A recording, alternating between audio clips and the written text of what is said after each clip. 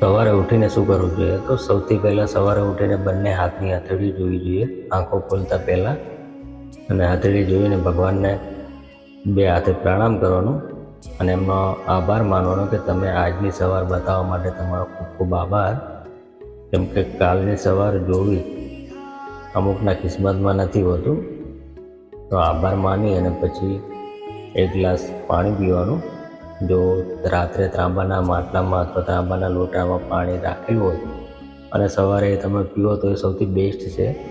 અને ના હોય તો તમે માટલાનું નોર્મલ પાણી પણ પી શકો છો. પછી થોડી વાર રહીને થોડો વ્યાયામ કરો, પોતાના શરીર માટે કામ કરો. શરીર માટે કામ કર્યા પછી સ્નાન કરી લો. સ્નાન કરીને ભગવાનની આરતી આરાધના અગરબત્તી કરી લો. અને પછી પોતાના ઘરમાં વડીલો હોય, માતા પિતા હોય તો એમને પ્રણામ કરો, એમના આશીર્વાદ લો. પછી ચા નાસ્તો કરી ટિફિન લઈને તમારા કામ ઉપર જાઓ. સાંજે આવો તો પણ એ રીતે જ વડીલોના આશીર્વાદ લો, નાવ ધોવો અને ખાઓ અને આરામ કરો.